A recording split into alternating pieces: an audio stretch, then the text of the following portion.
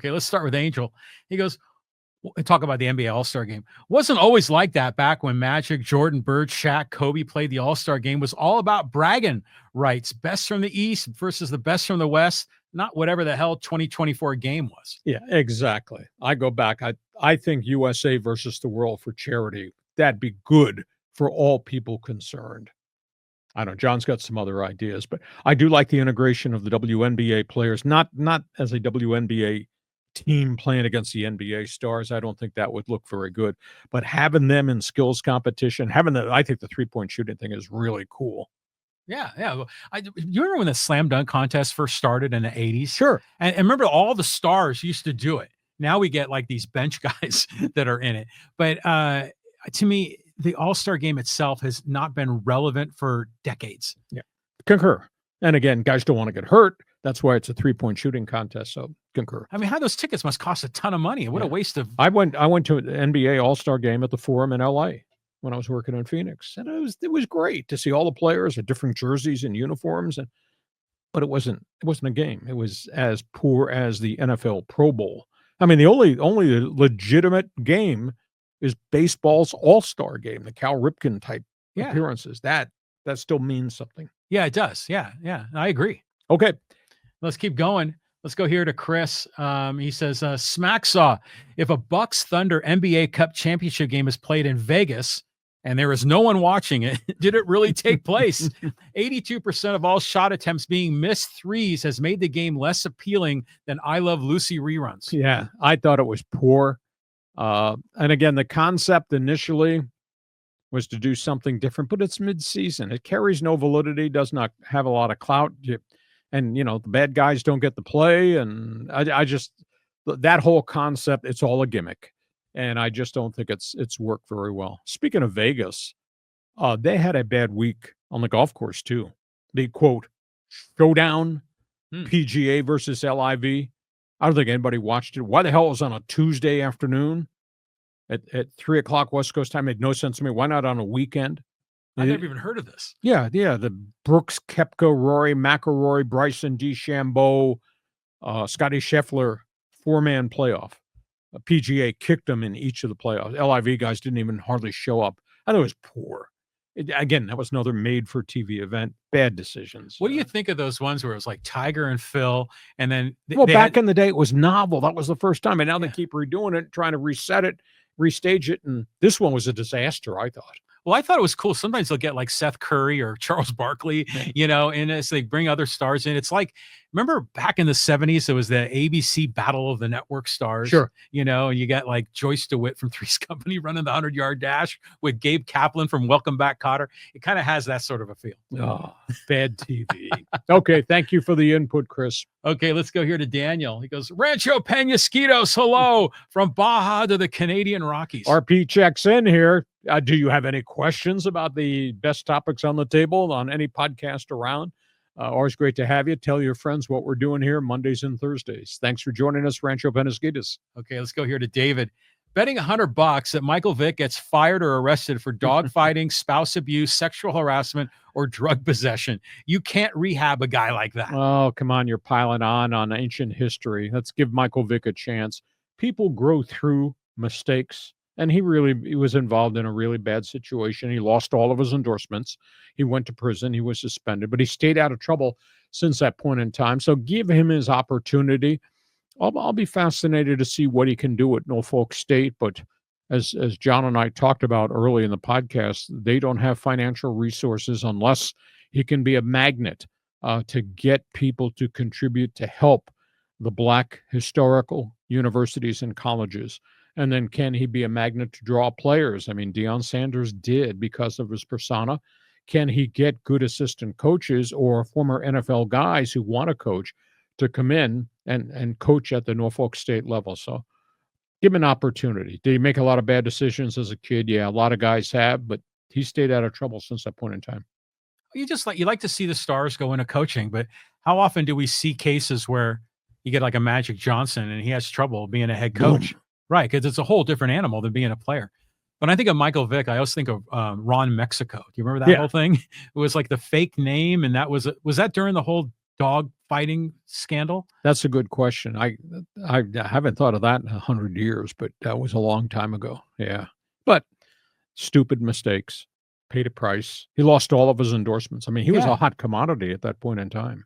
Yeah, And I mean, yeah, he was going to be like the Michael Jordan of the NFL, when he and it came all in. went away. And so he paid a terrible price for being stupid. But Yeah.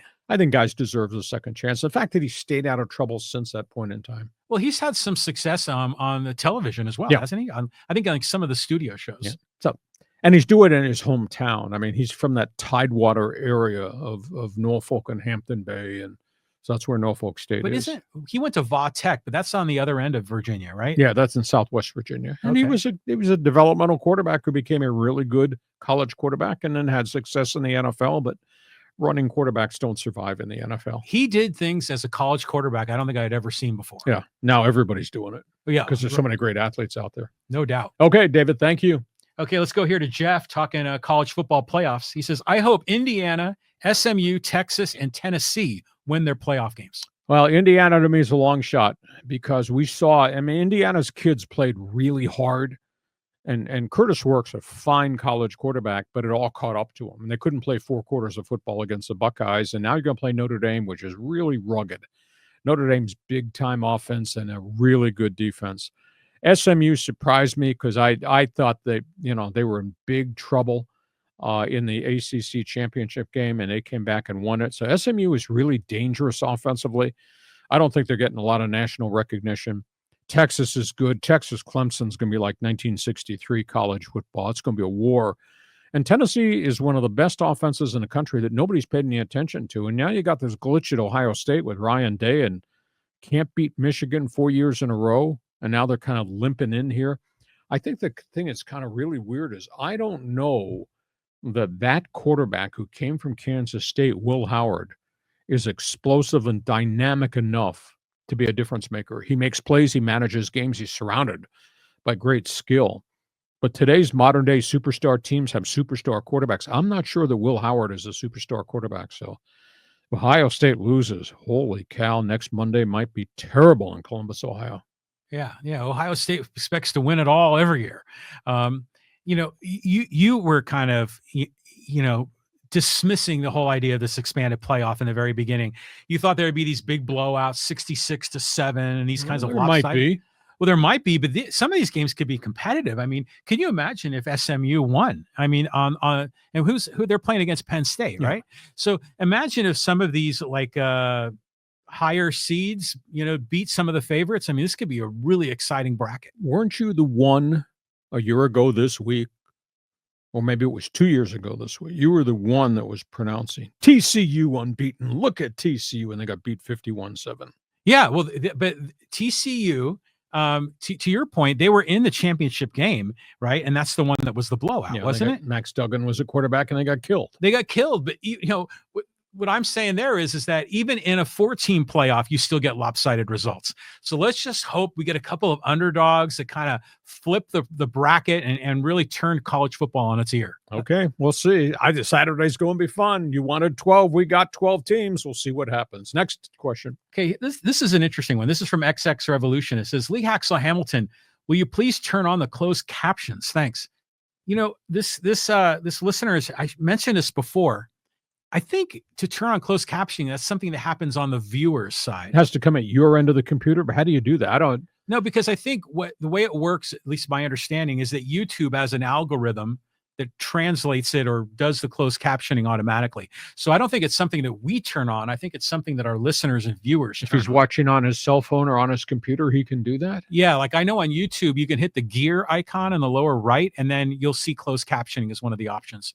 Maybe that's an answer. Check it out if you can. Get back to us. Let us know. Otherwise, I'll give that to John. John's got a lot of free time right now over the holidays, so I'll give to John's about to have a nervous breakdown because we're going to move our studios from here into John's man cave post-Christmas. And John's having a heart attack right now about how I'm going to do this. And I told him my experiences with engineers and radio, my whole life spent in radio. And engineers are always unplugging something and plugging it back in, and it doesn't work. Or does the red wire do something if I hit it with the green wire? So John's, just don't electrocute yourself, because otherwise I'll be doing this podcast by myself. But Actually, I get a co-host who probably dresses better than you. But yeah, John, we're in the process of going to try to move our studios into John's man cave, which will be fascinating in a couple of weeks. Yeah, right now we do this in my living room, Yeah.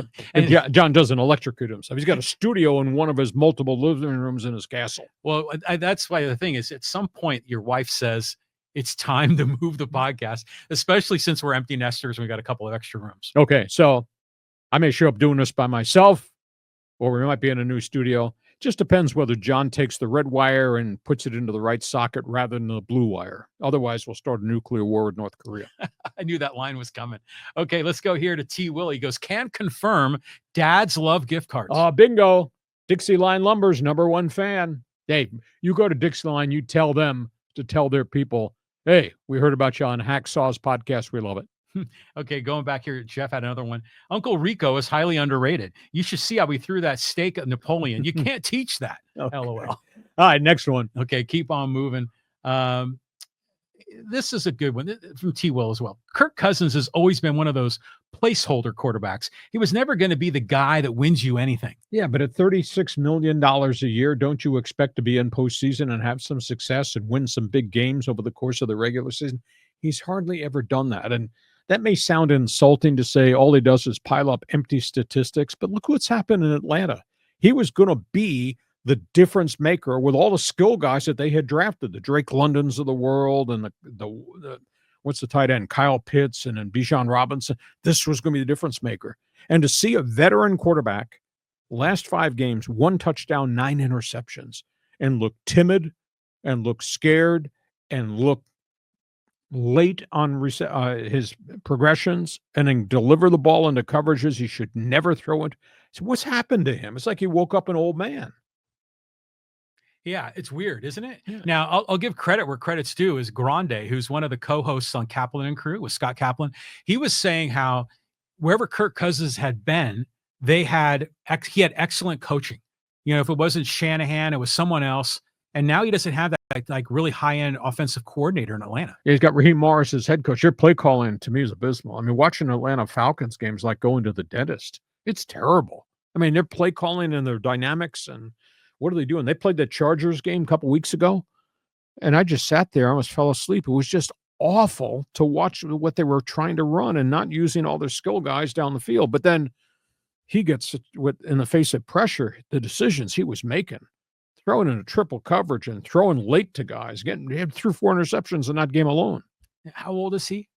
35, 36. Yeah. And it's weird how for some players, all of a sudden one day they seem to fall off a cliff. Yeah. And then they just can't do it anymore. We'll see where it goes. Michael Penix, I think we liked him at the University of Washington. I thought what he did his last 2 years with the Huskies in the Pac-12. So we'll see how he does. And they have the running game where they can play some power football and run the ball and maybe take a little bit of the pressure off Michael Penix. And he's dynamic because he'll break containment on you too, and he'll move the pocket. So let's just see what happens in this Atlanta game this week. Next topic. Okay, let's go here to Javi. He says, Nolan Arenado, I assume, future Dodger third baseman, which would mean he's the best third base in the NL West. I don't understand how, I don't know, I'd agree with that, but I don't understand how he would fit into the Dodgers. Because you got Max Muncy making big bucks, 10, 12 million, established veteran third baseman, leader. Got Freddie Freeman on the other corner. You got Ohtani, who's your designated hitter. So where does Arenado fit into this whole Dodger thing? That makes no sense to me at all. I mean, I could see Arenado Yankee Stadium be their first baseman. And his name's been floated a bunch of other places, but he's dragging with him out of St. Louis a huge contract, 34 and 35 million the next 2 years. And teams have gone back to the Cardinals and said, we need you to pay a piece of this contract. And St. Louis said, not me. Yeah, it's funny because Javi brings up a good point because Machado and Chapman are both in the division. So in your opinion, is Nolan Arenado still an elite defensive third baseman? Yes. Gold Glove. I think he's, what was the number I recall? 8-time All-Star, 10-time Gold Glove. Yeah. Yeah, he's really good. But Manny's really good too. Yeah, well, clearly. I mean, all those guys are elite, but it seems like if you were to take Arenado off of third and put him at first or at DH, then you take away a lot of his value.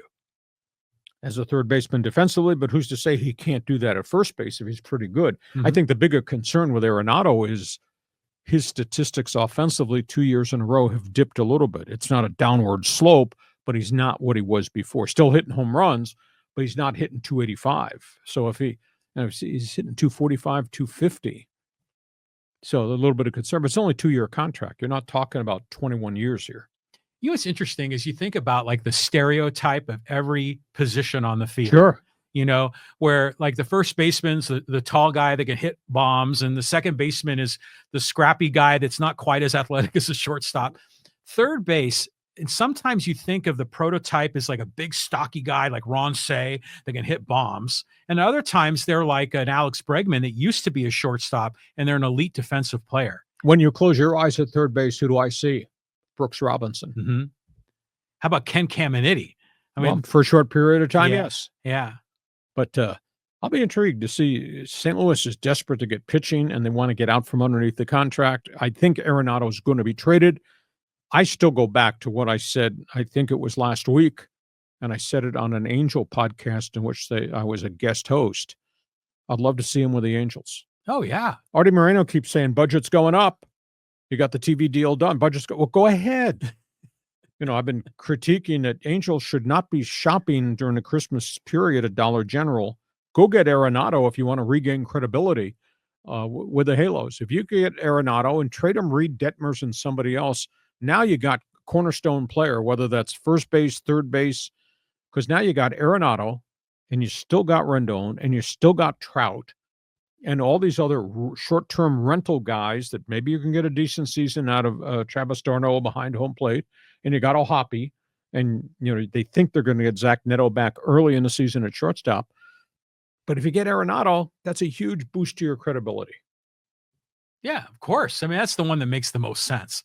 Now, who's on his no trade list? There were like 6 teams. Well, he said he'd accept trades to the Yankees, the Mets, the Dodgers, the Angels.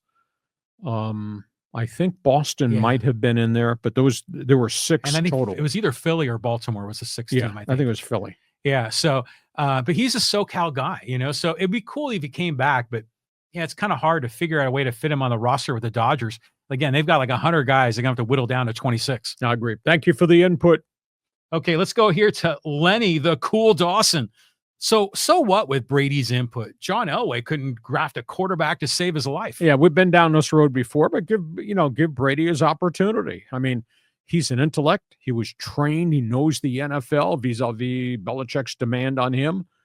And obviously, Brady's going to have some input, I think, on the coach. And he's going to have some input as to which quarterback they get. They're going to get one of those picks. They're either going to get Cam Ward out of Miami or they're going to get the kick at the can at Shadur Sanders. One of these guys is probably going to the Raiders. The other guy is probably going to the New York Football Giants. But they need so much help. I mean, that roster the Raiders have, it was terrible. I watched that Sunday game the Raiders played this past weekend, and the network guys just mocked the Raiders nonstop. And if you thought I've been tough on the Raiders, those dudes were doing it nationwide. The whole world could see it.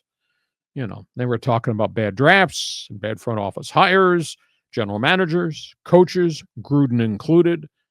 Mark Davis, not his father. Do you like my column on the Raiders? I was just to the left of harsh. Or maybe I was to the right of harsh. You? Last night I just happened to be watching some videos and I found a bunch on Ken Stabler when he was like in the AFC playoffs in the 70s. That guy, man, was a dynamic quarterback, a leader, and all the cast of characters in the Raiders history. It's one thing that you lose all the time, but you don't have like the Lyle Alzados of the world or the Marcus Allens or some of these big names that really changed the sport. I concur with you. That stretch of time with Al Davis, risk taker. I mean, he had a bunch of convicted felons on his roster, and they were playing and played well. And he had some really unique personalities. I mean, Lyle Alzado was in Cleveland when I was in Cleveland. And, of course, he dropped dead because he was a steroid guy and died of a heart attack. And Marcus Allen was brilliant. Maybe as great a running back as high school football in San Diego has ever seen. So Al Davis, his methodology at that point worked. But at the end of the Al Davis era, that was a disaster. And that disaster then was handed down to his son, Mark Davis. And this product's gotten worse. And, I kind of push the theory, Raider Nation, you're just living in the past. I understand you won all those trophies. They're dusty and they're dented. They're now in the back of the closet. You've had 2 winning seasons in 22 years. You can't sales pitch me that everything is great unless you're drunk and stoned and not paying attention. Maybe you are. So, I mean, think about that, John. 2 winning seasons in 22 years. Yeah, it's incredible. Yeah, and yet they fill up SoFi whenever they play the Raiders or the Rams or the Chargers. It's just amazing to me how loyal that fan base is, and they just stick with them no matter what. And they always have the smack talk, because if you like, back when I was a loyal Charger season ticket holder, you start talking about the Chargers and Raider fans go, how many rings you got? And you have no answer. No answer at all. Yeah. But when did you put that trophy in the back closet? That was a long time ago. Jim Plunkett, right? Yeah. Yeah, that was back in the early 80s, I think. Was that the Squirek interception against the Redskins? Yep. Jack Squirek was his name, right? Linebacker. Yeah. So all right, Raider Nation, read my column. You might agree, you might disagree. You're a Raider hater, you got to read my column. Go to my website. It's just listed under One Man's Opinion column. You can punch up also the column I just wrote about Mr. Me, Myself, and I, Juan Soto. Okay. Next question. Okay, here, let's talk a little Braves baseball with Rukade.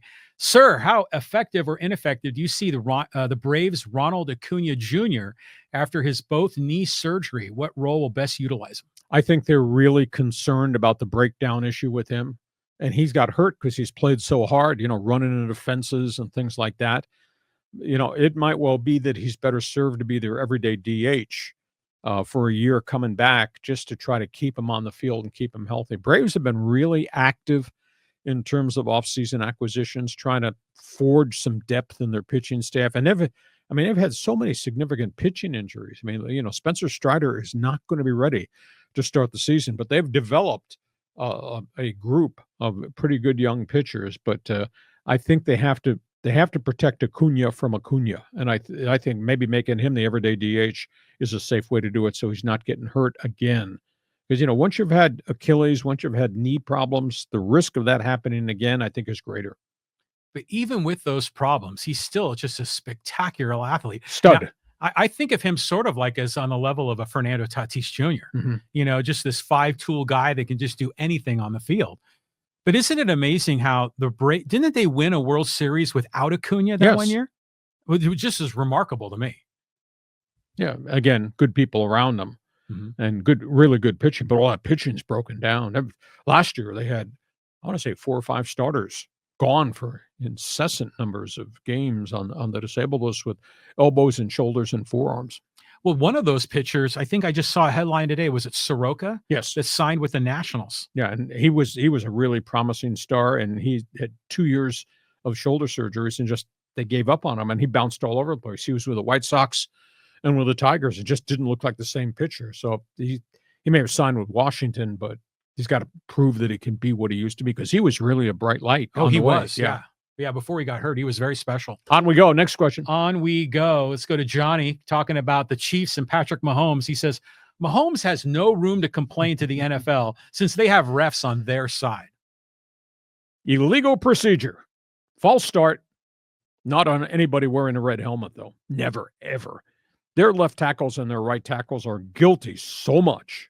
I think it's an embarrassment for the National Football League that we can see it. The guys on network TV are calling it, and they don't call their left tackle, right tackle for lining up a step off or moving a split second before the ball snapped. They never call that stuff. And those tackles that's the reason Mahomes has not had statistically the kind of season he used to have, and why Mahomes has been battered this year, has been sacked so much and turned it over, and now they got Mahomes hurt. But the league officiating, I think, has been really shabby. There's been a lot of stuff going on this year with blown calls, missed calls, ignored calls. The face mask penalties, the hits on Joe Burrow. Zach Taylor, the coach in Cincinnati, I think has sent videos, like 11 different incidents in which Joe Burrow's gotten smacked in the head, hit across the cage and the face mask of the shield, never called a penalty. How's that possible? Yeah, and especially when you've got the eye in the sky, that's kind of watching the replay. Yeah. Why don't they just quickly interrupt and say, yeah, hands to the face, rough on the QB? But this conspiracy theory about the refs and the Chiefs has been going on for a while. But I saw a picture online when Chiefs were playing the Chargers, and the Chiefs offensive lineman had like Khalil Mack, like had his hand up into his face, into his face guard, almost twisting his helmet off, and no call. I think maybe because of the issues with blown calls, missed calls, this might lead to another conversation. Off-season competition committee, instant replay. Coach has a right to challenge a non-call on the field. Now that may create a whole bunch of things, but maybe you just structure it. It can only involve a quarterback, late hit, blows to the face mask, things of that nature. But I mean, I've watched a lot of Cincinnati games, and Joe Burrow has taken fierce beating. Oh, he's upset. Yeah, and he's really upset. Zach Taylor's really upset because they're not calling any of it. I understand it happens. I understand there's incidental stuff, but when he gets clubbed across the front of his helmet, when the ball's already gone and they don't call it, and he gets this and they don't call it. Well, what's the rationale that some players are reviewable and some are not? I don't get that. Everything should be reviewable. Well, but then we don't want to get a lifetime instant replay because that'd really screw up the flow of the game. But you only get so many instant challenges. Yeah. But some of those penalty calls are not challengeable. Pass interference is not challengeable. They should be. Well, right. But I think it's been a pretty ratty year. I mean, we talk about balls and strikes and moving strike zones and the Angel Hernandez crisis in baseball. I think this has really been a bad year in the National Football League for blown calls, missed calls. It's interesting because you can apply technology to baseball, but not necessarily to football. No, you can. You can on you. Oh, maybe getting your foot down on the ground or inbound out of bounds. But you can apply technology if you're willing to install it as a challengeable offense. You can understand when Joe Burrow gets smacked across the face by a forearm, that's blow to the helmet. It's right there. Maybe the game's so fast the official missed it, but you got the instant replay challenge. Everybody's got the angles to look at. We should get like vibration sensors in all these helmets. Use the instant replay. Maybe you figure a way to make it work to protect the quarterback. Because this year more than other years, I've seen so many botched calls. Okay, good question. Thank you. Okay, let's keep on moving. And Lenny had another comment. He says Bills own the tiebreaker, I guess, for the number 1 seed in the AFC. Yeah, with Kansas City. Yeah, but I think it's a 2-game difference, isn't it? Yes. And there's 3 games to go. So Kansas City would have to really tank to miss the playoffs. Here's a comment from Winnipeg Sports Talk. Happy holidays to Hacksaw and crew. Hear, hear. Portage and Maine, coldest street corner in North America. I've been there when I was doing hockey. I like Winnipeg, but I don't think I'd be in Winnipeg in January. Yeah. I mean, what's the weather like in Winnipeg right now? I don't even know. Well, I'll give you the sheet of paper. You can do the long division, Celsius versus Fahrenheit, because I was never good in new math. But, the wind she does blow there in Winnipeg, because that's flat prairies. Now, you go north to Edmonton, that's a whole different world, and it bleeping snows a lot in Edmonton and Calgary. But I love the Great White North. Before we started the podcast today, I drove to get to run some errands. It was 80 degrees in San Diego. Yeah. While I'm driving around. And it's like, hey, this is not a bad place to be. And because we bought windows and doors at Dixieline, inside my house is like 64, and we always keep it cool. Yeah. But today's an odd day. And I'm sorry, Winnipeg, that this guy wearing his crap sweatshirt would bring this warm weather up while you're shivering there. This sweatshirt is if you know. Okay. I mean, if you're a fan of Breaking Bad or Better Call Saul, this is a great shirt. You're big in New Mexico. Okay. Winnipeg, thanks for joining us in the old Canada Network. All right. Jeff says, go Vikes for the sake of my Cardinals, because I guess they're playing the Seahawks. Arizona's kind of fallen apart. They had a hot spell, and I was of the opinion Jonathan Gannon's really flipped this thing. I said, but they play 4 road games in the next 6 weeks, and the road games have kind of caught up to them. So they're scuffling again just a little bit. Can Arizona make it? I don't know. The whole NFC West is just upside down. Who's in first place today at lunchtime? Rams.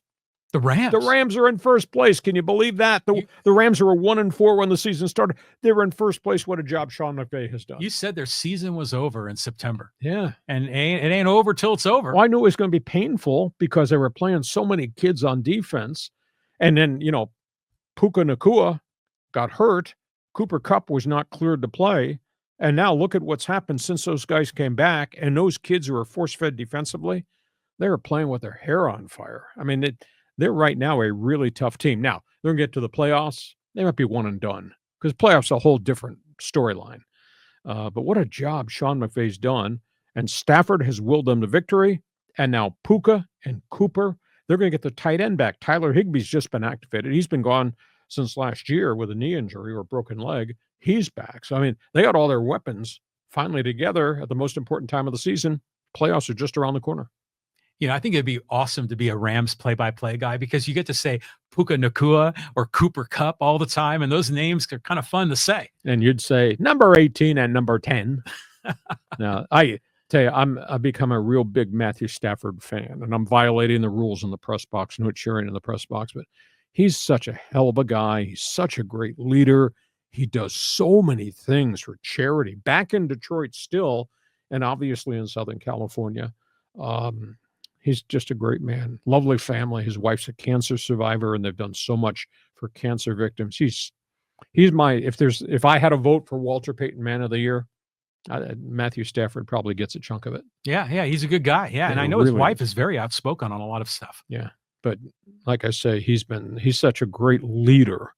I mean, this turned out to be a win-win trade. Oh, totally. Because Detroit would not be Detroit were it not for Jared Goff's emergence. I mean, Jared Goff last week went through for 495 and 5 touchdowns. Well, yeah, the Lion fans got to be so pleased by that because it seemed like a lopsided trade at the time. It seemed like he was going to commit. You got a guy to manage your games offensively, never done anything in LA, and he's grown under Dan Campbell, and we knew what Stafford had done in a really bad situation in Detroit. Look what Stafford's done with everything that Sean McVay's given him around him. I think Stafford's just a hell of a guy. Yeah, right on. Yeah, right on. On we go. Thanks for the LA comment. Okay, let's go here to Joey. Will the Raiders get the number 1 pick or the Giants? Well, we've got 3 weeks to go. I mean, that'll be sorted out in the next 3. But the Raiders have no offense. The Giants don't have much offense either. They're both going to get quarterbacks, so I don't think it really matters. And they're so desperate at that position that I don't think either one would trade down and try to get a bonanza of draft picks. That doesn't solve their problem. You got to have a good quarterback. I think from the Raiders' perspective, if you bring in a Shedeur Sanders or you're bringing Cam Ward, and those guys are probably going to be 1-2-2-1, you're going to put them on that offense where they fired the coordinators a couple of years in a row and you got Antonio Pierce, the head coach. Is that the right guy to be your head coach? Or are you going to hire a new head coach who comes from an offensive background? And that's where Tom Brady's influence, I think, is going to carry a lot of clout here. And I don't know whether Brady winds up as the decision maker and whether Tom Telesco is going to exit. I hope not. Telesco has drafted. They had a good draft, and I got a bunch of guys hurt. They had a good draft. They're force feeding all their guys, and their quarterback situation is just a mess. So they're both going to draft quarterback at the top of the board. But we've got 3 weeks to go to decide who's 1 and who's 1A. Well, 2 questions. Number 1, do you think Shedeur is the first quarterback taken? And then number 2, what's your take on Coach Prime trying to do what Archie Manning did, trying to manipulate who drafts his kid? Doesn't matter. They're both going to big places. New York is New York. Mm-hmm. And that's where Eli wound up when his dad forced the trade from the Chargers. But Vegas is Vegas, and the league really needs a marquee franchise in Las Vegas. And it's going to be win-win for either. The workouts leading up to the draft are going to be monumentally big because then the pro scouts come in and at the combine and then the individual workouts, they'll put them through a regimen. I want to see you make this play. Can you make this pass? And can you do all these other things? So, are you a student of the game, or is it all about just being a guy, being out in public and being a personality? So it's going to be fascinating to see when they go through the workouts. I mean, Cam Ward has really been proven. I mean, Cam Ward was a small college kid at Division I AA in Incarnate Word in Texas. He went to Washington State. He did really well. And then he opted out and went to Miami this year. And he put up staggering statistics, kind of one-man show in Miami. So he can throw the ball all over the place. And Shedeur has grown up in a football family. So I think it's win-win for either one. But again, you got to have good people around them. And the Giants and the Raiders support staff is just horrible. Yeah, it's just terrible. To use Charles Barkley comments here. Okay, I got a weather report here from the Great White North. This is from Fit Power. He says -15 Celsius. What does that say? 5 inches Yeah. in Winnipeg right now. So it'd be winter in the Great White North. Yeah. So -15 Celsius. Here, you do the math. What does that equate to in terms of Fahrenheit? That's probably like around 20 maybe, or No, 15. isn't 0 Is Celsius 32? 32 Fahrenheit. Yeah. Okay, so if it's -15, So then it's probably, I'm guessing it's still a positive number for Fahrenheit, but like smart somewhere guy, between you got 5 the and damn 15. cell phone, the smartphone. Just type it into there, and then it'll figure it out. -15 in Winnipeg. Oh, Canada Network, thanks for being with us. Tell all your friends who we are and what we do once you're done with Winnipeg Sports Talk. Thanks for joining us here in the States. Go ahead, next one. Okay, let's go to Callan. What a win for the Ducks last night over the league-leading Jets. Was Winnipeg on the back end of a back-to-back? Sure, but quite a win for a young Ducks team. Long road to go still, I know. Well, they're making progress. You know, sadly, the San Diego Gulls just can't score goals on a consistent basis, and they're in the midst of a road trip, and they're not winning down here, which is really bad for hockey fans in San Diego because this happens to be a really good hockey market. But the Gulls kids are really coming along, you know, and I was kind of critical of the trade of their defenseman to the St. Louis Blues last week because I thought they needed instant help. Instead, they got a 2027 draft pick for Cam Fowler. But they're making progress. They need consistency. They're not getting it. And of course, Trevor Zegras is hurt again. But they got strength in numbers. I mean, they might have the youngest defense in the NHL now in front of the kid goaltender, Lucas Dostal. And John Gibson's playing better since coming off the injured list. And I think they're shopping him. That's probably, that'll be the last trade. When Gibson is gone, that'll be the last player from the Stanley Cup team that exits the roster.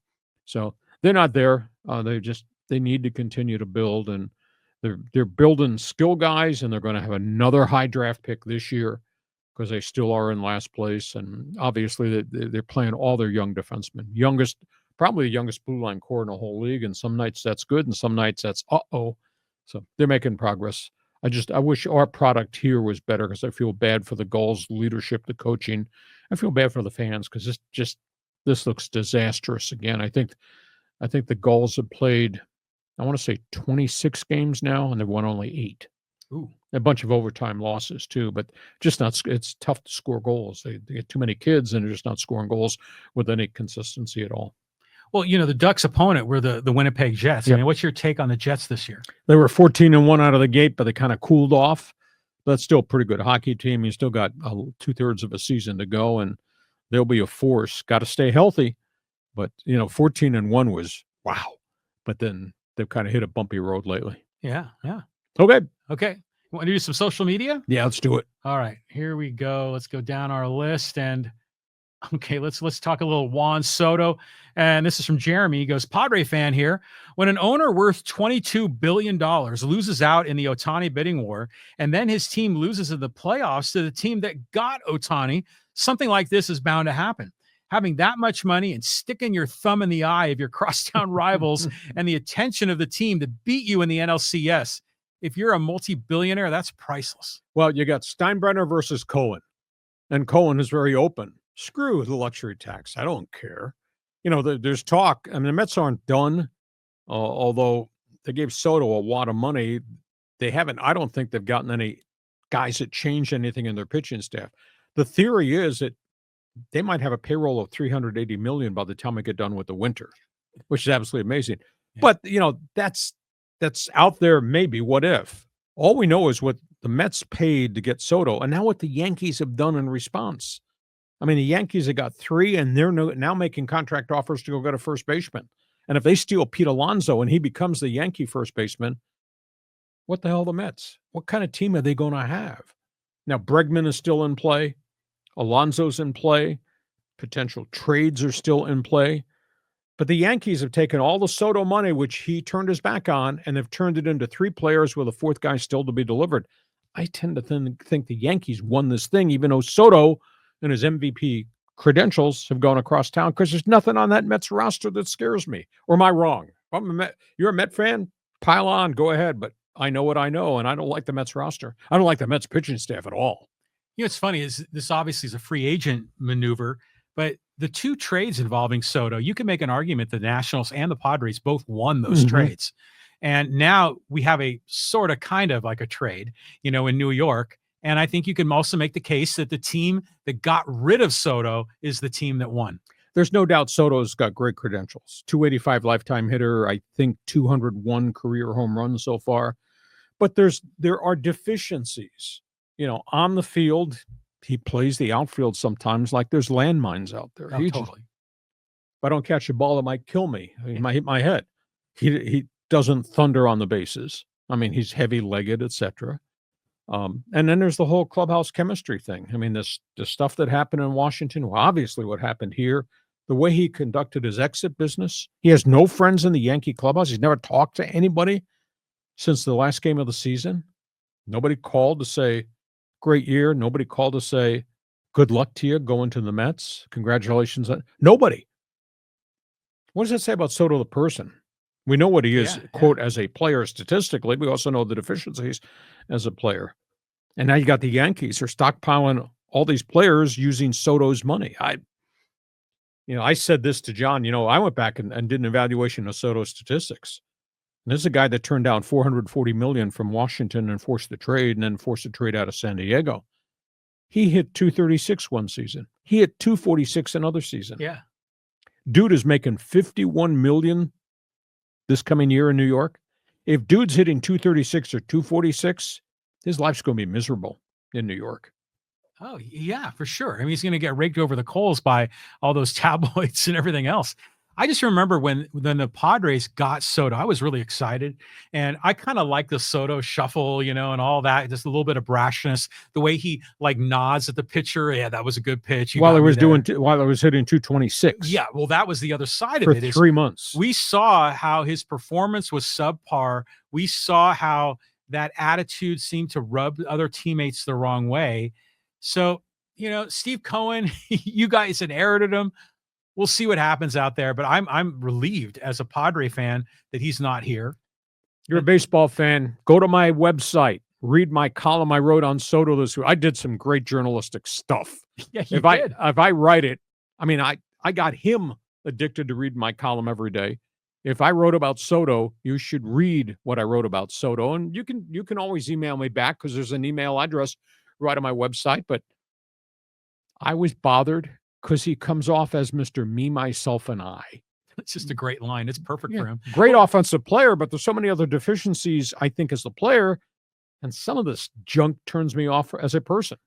Well, there's a clip art that we use sometimes in some of the video thumbnails where it's a picture of Juan Soto wearing a Juan Soto shirt, and it's just perfect. Like when you say Mr. Me, Myself, and I, it's like perfect. Okay. Okay. Next one. Okay. Let's go here. Talking about the signing day. This is from Plaza. And he says signing day is the first Wednesday of February. This relatively new concept of an early signing day was brought into existence primarily because most all the coaches across the country, like Nick Saban and Lane Kiffin, and most coaches in the SEC, Big Ten, ACC, Big 12, Old Pac-12, etc., cried for, lobbied for the early signing day.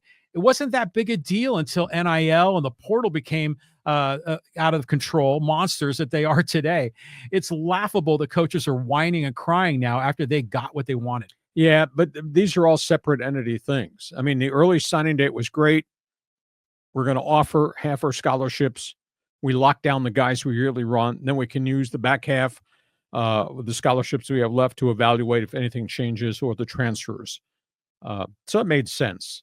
Now this thing is so crisis-filled. I mean, what happened at Washington State in a 24-hour period, the demise of the head coach who quit, the loss of his two key assistants, then the loss of the quarterback that they offered the world to, it's catastrophic in Pullman, Washington. And I'm not talking about how crappy the weather is in Spokane right now, but what's happened in the Washington State program is it's devastating. And there are so many coaches nationwide who are saying this has been negative. And these include guys in the Power Four conferences that's saying it's tampering with our players. SMU's coach lost his mind this week. He says, people are calling my players, coming out of team meetings, wanting to talk to them about transfer. And these kids are trying to get ready to go play in the championship playoffs. So Why the NCAA? I mean, I'm going to charge them with malfeasance, or maybe it should be bleeping incompetence. Why they allow this portal to happen in December while there are bowl games to be played, or happen in the midst of the college football play, letting kids jump into the portal? There's no reason you can't wait till January 10th or January 20th and then open up the portal once the championship game is played. But to allow this in December, the chaos it's created, and everybody stealing everybody else's players, big time versus big time, or big time coming down and stealing from the group of fives. It's, to me, it's just catastrophic to the game. And there's no doubt we love to watch Oregon play Ohio State or Penn State and what's going to happen to players. No doubt about these games are going to be fun on Saturday. But the damage that's been done to college football everywhere, I think is terrible. Dave Clawson's a really good guy, good coach, Wake Forest. Success at a place that is kind of bottom rung. He's losing players every day. And he woke up one morning and said, I'm done with this. I can't deal with this anymore because it's so out of control. So this is on NCAA leadership. Mark Emmert, who left, and obviously the new guy coming in from Boston, who's the president of the NCAA. They can't control it, can't contain it. They have to get this under control and change the structure.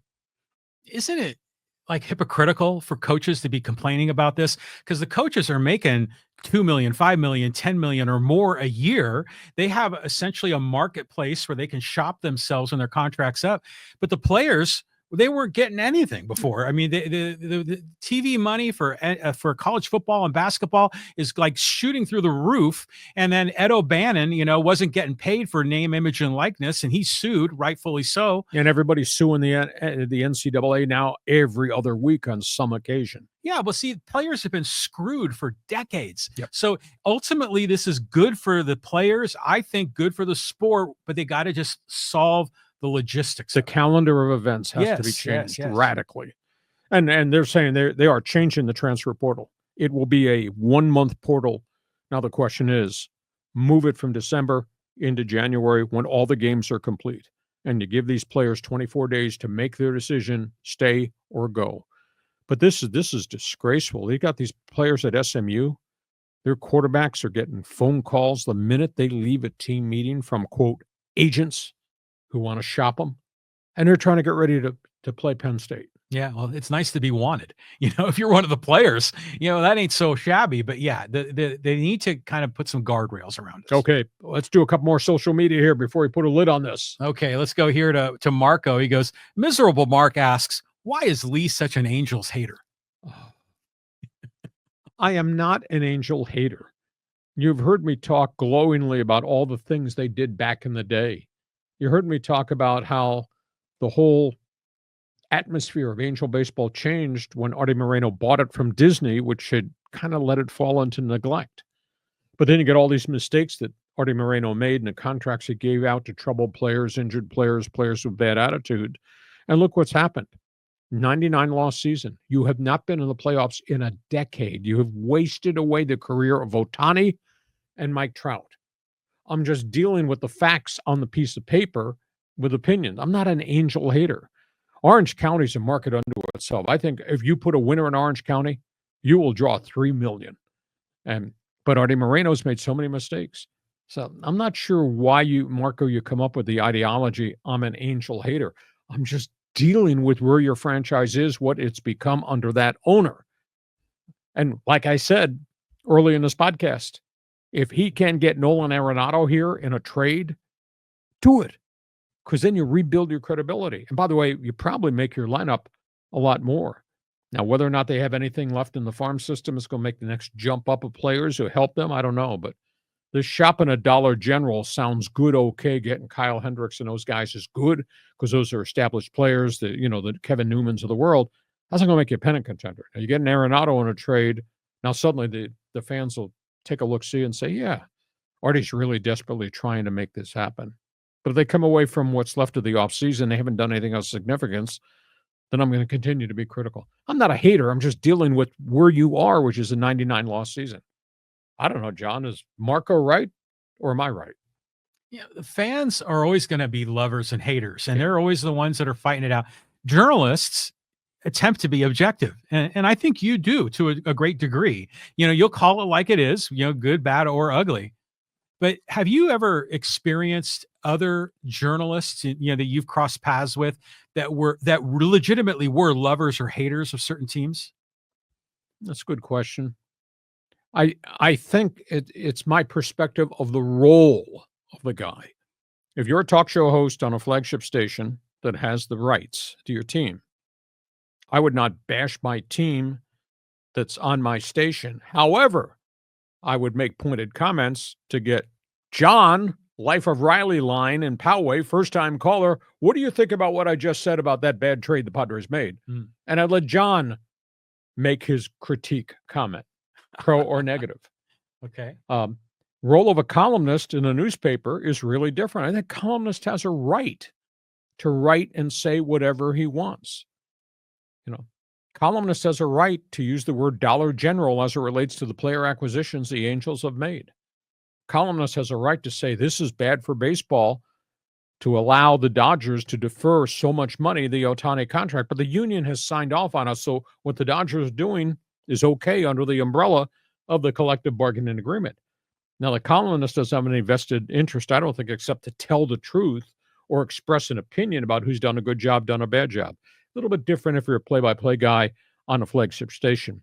But like I never had a problem with the Chargers ever. And we went through a lot of real bad years when I was voice of the Chargers. But I would put topics on the table and say, this defensive tackle's got a drug problem. What are you going to do, Bobby Beathard or Steve Wortmeyer, about this player with a drug problem? And then the fans would chime in on my stance or say they love this guy, they hate this guy, etc. So the roles, depending on where you are in the media address book, will change how you deal with business. But at the end of the day, this is the storyline. This is the topic. This is my opinion. What do you think? That's how I always did it. I don't think you have great credibility if you're going to sit there and sing Kumbaya all the time, that everything is beautiful with the team on my station. The Angels had 99 loss season. Angels are angry at a bunch of the media who are very critical. Damn, we got a right to be critical because you gave us 99 losses this past season. You got the worst farm system in baseball. I haven't been in the playoffs in 10 freaking years. And the media is just supposed to sing, hey, everything is beautiful. No? Go ahead, John, your turn. Well, people give Southern California sports fans a hard time because the media is soft, is what people say. You go back to New York or Philly and the media there will rip your head off. They'll ask the tough questions. They'll criticize. Do you buy off on that whole SoCal culture thing? There's not a lot of heat that's delivered out here aside from the summer weather. Yeah, there should be more heat.